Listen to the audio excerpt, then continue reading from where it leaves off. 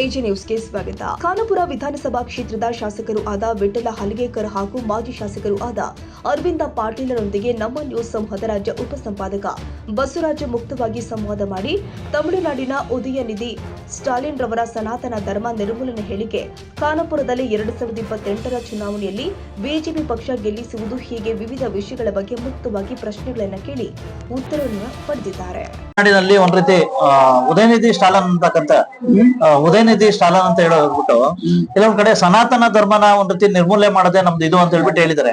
ಇಂತಹ ಸಂದರ್ಭದಲ್ಲಿ ತಾವು ಬಿಜೆಪಿ ಪಕ್ಷದ ಶಾಸಕರು, ವಿಶೇಷವಾಗಿ ಬೆಳಗಾವಿ ಜಿಲ್ಲೆಯವರು, ವಿಶೇಷವಾಗಿ ಈ ರೀತಿ ಒಂದ್ ರೀತಿ ಮೊದ್ಲಿಂದನೂ ಒಂದ್ ರೀತಿ ಹಿಂದೂ ಧರ್ಮ ಅಂತಕ್ಕಂಥದ್ದು ಇದ್ದಿದ್ದು, ಇಂತಹ ಸಂದರ್ಭದಲ್ಲಿ ಅದಕ್ಕೆ ಪ್ರತಿಕ್ರಿಯೆ ಏನ್ ಸರ್? ನಮ್ ಪ್ರತಿಕ್ರಿಯೆ ಹಂಗ, ನಮ್ ಹಿಂದೂಸ್ತಾನ್ ನಲ್ಲಿ ಸನಾತನ ಧರ್ಮ ನಲ್ಲಿ ನಮ್ ದೇಶದ ಪೈಲಾ ಪಾಕಿಸ್ತಾನ್, ಅರ್ಬಸ್ತಾನ್, ಬ್ರಹ್ಮದೇಶ್, ನೇಪಾಳ ಎಲ್ಲ ಕಡೆ ಸನಾತನ ಧರ್ಮ ಇತ್ತು. ಹಿಂದೆ ನೀವು ನೋಡಿದ್ರ ಬಹಳ ಒಂದು 1000 ವರ್ಷ ಹಿಂದೆ ನೋಡಿದ್ರೆ ಅದ ಸನಾತನ ಧರ್ಮ ಸಲುವಾಗಿ ಬಹಳ ಮಂದಿ ಮಾತಾಡಿ ವಿರೋಧ ಮಾಡಿ ಹೋಗಿದ. ಅವರು ಸನಾತನ ಧರ್ಮ ಎಲ್ಲೇ ಉಳಿತಾರ, ಅವರು ಯಾರು ಮಾತಾಡ್ತಾರಲ್ಲ ಅವರು ಹೊರಗೆ ಹೋಗ್ತಾರ. ಆ ಪ್ರಕಾರದ ಸ್ಟಾಲಿನ್ ಮಾತಾಡಿದ. ಅವ್ರ ಕೈಯಾಗ ಏನದ, ಅವ್ರ ಕೈಯಾಗ ಏನೂ ಇಲ್ಲ. ಮತ್ತ ಅಲ್ಲೇ ಏನು ಸನಾತನ ಧರ್ಮ ಸಲುವಾಗಿ ಅವ್ರ ವಿರುದ್ಧ ಮಾತಾಡಿದಿಲ್ಲ. ಆ ಕಾರಣಕ್ಕೆ ಅವ್ರಿಗೆ ಹೊರಗೆ ಹಾಕಿದಿಲ್ಲ. ಮತ್ತ ಯಾರು ಈಗ ಅವರು ಏನ ಅವ್ರ ಹಿಂದೆ ಅವ್ರು ಏನ್ ಮಾತಾಡಿದ ಅವ್ರ ಹಿಂದೆ ಹೋಗಿದ್ರ ಅವ್ರ ಪರಿಸ್ಥಿತಿ ಹಂಗ ಇರುತ್ತೆ. ಈಗ ರಾಜಕಾರಣ ಹೆಂಗ 5 ವರ್ಷದ ಸ್ಥಿತಿ ಇದೆ. ಮುಂದೆ ಏನ್ ಮಂದಿ ಅವ್ರಿಗೆ ಸಪೋರ್ಟ್ ಮಾಡ್ಬೇಕಲ್ಲ, ಅವ್ರು ಸಪೋರ್ಟ್ ಮಾಡಿಲ್ಲ. ಈಗ 2028 ಚುನಾವಣೆ ಬೇರೆ ಹತ್ರ ಬರ್ತಾ ಇದೆ.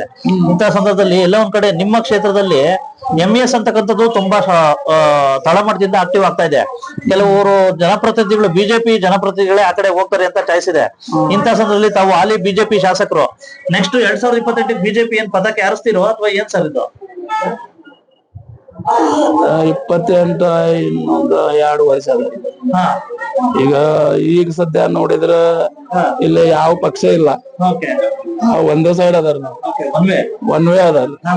ಲಾಸ್ಟ್ ಟೈಮ್ ಒನ್ ವೇ ಆತು, ಈ ಸೈಡ್ ಒನ್ ವೇ. ಇದು ಇರ್ತಾರ ಪಾಲಿಟಿಕ್ಸ್ ಇರ್ತಾರ. ಅವ್ರು ಪ್ರಯತ್ನ ಮಾಡ್ತಾರ. ಮಂದಿ ಬರ್ಬೇಕಲ್ಲ, ಮಂದಿ ಮಾಡ್ಬೇಕಲ್ಲ. ಇದು ಮಂದಿಗೆ ಮನಸ್ಸಿನಲ್ಲಿ ಬರ್ಬೇಕು, ಅದ ಪಕ್ಷಿ ಸಲುವಾಗಿಲ್ಲ. ನಾ ಇಲ್ಲೇ ಒಂದ್ ಕೆಲಸ ಮಾಡಿದೆ. ಇವರು ಅದೇ ಪ್ಯೂರ್ ಆಗಿದೆ ಎಂಇಎಸ್ ಊರ್ ಇದೆ. ಅದನ್ನ ಎಂಇಎಸ್ ಊರ್ ಅಂತ ಕೆಲಸ ಮಾಡಿಲ್ಲ. ನಮ್ ಮಂದಿ ಬರ್ತಾರಲ್ಲ ಎಲ್ಲ, ಎಲ್ಲೇ ಅವ್ರು ಪಾವನ್ಯಾರು ಬಂದಿಲ್ಲ ನೋಡ್ರಿ. ಎಲ್ಲ ಹೊರಗೆ ಊರ್ದಿಂದ ಇಲ್ಲೇ ಬರ್ತಾರೆ. ನಾಗೂಡ ಊರ್ದ ದೇವಸ್ಥಾನ ಇಲ್ಲ, ಎಲ್ಲಾ ಊರ್ದ ದೇವಸ್ಥಾನ ಇದೆ. ಕಾರಣಕ್ಕೆ ನಮ್ದು ಡ್ಯೂಟಿ ಮಾಡಿದ್ವಿ, ನಾವು ರಸ್ತೆ ಮಾಡಿದ್ವಿ, ಚಲೋ ಮಾಡಿ.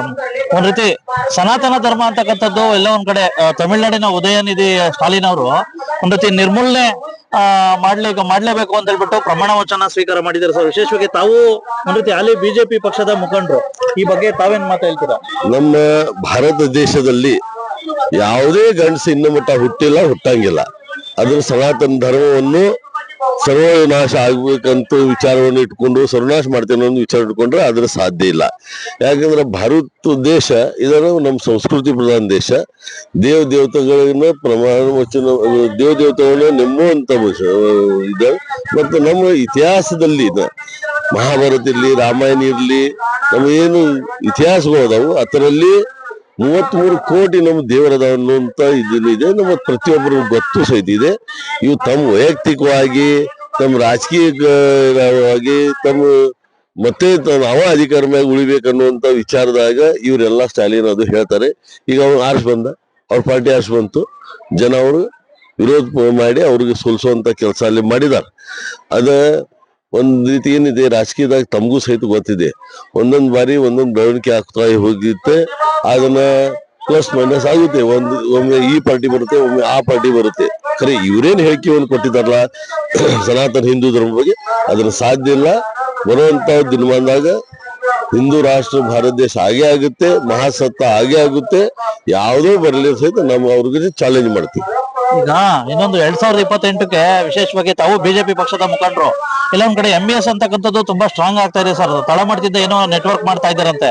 ಇಂಥ ಸಂದರ್ಭದಲ್ಲಿ ಯಾರು ಮಾಡ್ತಾ ಇದ್ದಾರೆ ಇಲ್ಲಿ ಖಾನಾಪುರದಲ್ಲಿ ಸರ್, ವಿಶೇಷವಾಗಿ ಇಂಥ ಸಂದರ್ಭದಲ್ಲಿ ಖಾನಾಪುರದಲ್ಲಿ ಬಿಜೆಪಿ ಪಕ್ಷ ಮತ್ತೆ ಅಧಿಕಾರಕ್ಕೆ ಬರುತ್ತೆ. 2028ಕ್ಕೆ MLA ಆಗ್ತಾರೆ ಬಿಜೆಪಿ ಪಕ್ಷದಿಂದ. ನಮ್ಮ ತಾಲೂಕದಲ್ಲಿ ಯಾವತ್ತಾದ್ರೂ ಮೊನ್ನೆ MES ಪ್ರಭುತ್ವ ಇತ್ತು. ನಾನು ಸಹಿತ MES ಶಾಸಕ ಆಗಿದ್ದೀನಿ. ಆಮ್ಯಾಗಿರುವಂತ ಇದನ್ನ ಹಿಂದೂ ಧರ್ಮ, ಹಿಂದುತ್ವ ಇದೆಲ್ಲ ಬೇಕು. ನಾನು ಸಹಿತ ಈಗ ಭಾರತೀಯ ಜನತಾ ಪಕ್ಷನ ಸೇರ್ಪಡೆ ಆಗಿದ್ದೀನಿ. ಮತ್ ನಮ್ಮ ತಾಲೂಕದಲ್ಲಿ MES ಇದ್ದಾಗೂ ಸಹಿತ ನಮ್ಮ ಮರಾಠಿ ಜನ MP ಗೆ ಭಾರತೀಯ ಜನತಾ ಪಕ್ಷಗೆನ ವೋಟ್ ಮಾಡ್ತಿದ್ರು.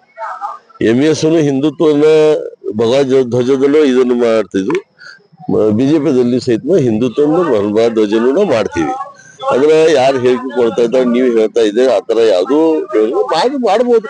ಕೆಲವೊಂದು ಇದಾರೆ ಅವ್ರ ತಮ್ಮ ಇದಂತ ಮಾಡತಾರ. ಅವ್ರು ಮಾಡಕ್ಕೆ ನೀವು ಯಾರು ನಾವ್ ಯಾರು ಬ್ಯಾಡ ಅನ್ನೋದು ನಾವು ನಮ್ಗೇನು ಅಧಿಕಾರ ಐತಿ? ಇಲ್ಲ ನಾನು ಬಿಜೆಪಿ ಪಕ್ಷದ ಮುಖಂಡರು.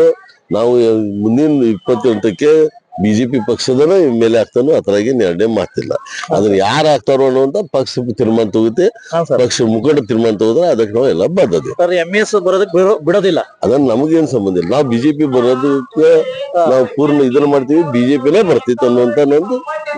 ಇವರು ಒಬ್ರು ನಿಮ್ಮ ಪಕ್ಕದ ಮುಖಂಡರು ವಿಶೇಷ ಪಂಡಿತ್ ತೊಗಲಿ ಅವರು ಹೇಳಿದ್ದಾರೆ, ಯಾವುದೇ ಕಾರಣಕ್ಕೂ ಕಾಂಗ್ರೆಸ್ ಗೆಲ್ಲೋದಕ್ಕೆ ಬಿಡೋದಿಲ್ಲ ಅಂತ ಒಂದು ರೀತಿ ಓಪನ್ ಚಾಲೆಂಜ್ ಹಾಕಿದ್ದಾರೆ.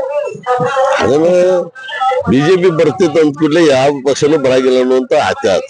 ಅದರ ಪ್ರಶ್ನೆ ಸಂಬಂಧ ಇಲ್ಲ. ಕಾಂಗ್ರೆಸ್ ಮುಖಂಡರುಗಳು, ಕಾಂಗ್ರೆಸ್ ಪಕ್ಷ ಕೆಲವು ಬಿಜೆಪಿ ಪಕ್ಷದ ಮುಖಂಡರುಗಳನ್ನ ಹಿಂದುತ್ವ ಕಾರ್ಯಕರ್ತರನ್ನ ಟಾರ್ಗೆಟ್ ಮಾಡ್ತಾ ಇದೆಯಂತೆ.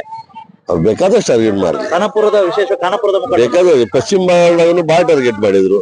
ಈಗೇನಾದ ಪರಿಸ್ಥಿತಿ ಅದ ಅಲ್ಲಿನ ಪರಿಸ್ಥಿತಿ ಆಯ್ತು ನಮ್ಗೆಲ್ಲ ಗೊತ್ತಿದೆ. ಏನು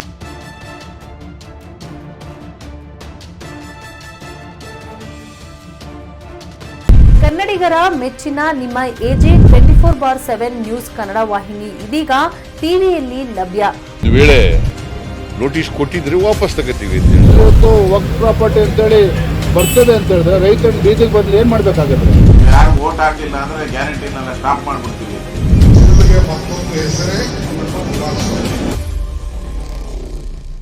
ಕರ್ನಾಟಕ ಮತ್ತು ದೇಶ ವಿದೇಶ 360 ಡಿಗ್ರಿ ಸುದ್ದಿ ಹಾಗೂ ಉತ್ತರ ಕರ್ನಾಟಕ, ಬೆಳಗಾವಿ, ಬಾಗಲಕೋಟೆ, ಧಾರವಾಡ, ಹಾವೇರಿ, ಗದಗ, ಬಿಜಾಪುರ ಜಿಲ್ಲೆಯ ಕ್ಷಣ ಕ್ಷಣದ ವಿವರವನ್ನ ಪಡೆಯುವುದಕ್ಕೆ AJ 24/7 ನ್ಯೂಸ್ ಕನ್ನಡ ವಾಹಿನಿಯನ್ನ ಲೈಕ್ ಮಾಡಿ, ವಿಡಿಯೋಗಳನ್ನ ಶೇರ್ ಮಾಡಿ, ಕಮೆಂಟ್ ಮಾಡುವ ಮೂಲಕ ನಮ್ಮ ವಾಹಿನಿಗೆ ಸಹಕಾರ ನೀಡಿ ಮತ್ತು ಚಾನೆಲ್ ಅನ್ನ ಸಬ್ಸ್ಕ್ರೈಬ್ ಮಾಡಿ.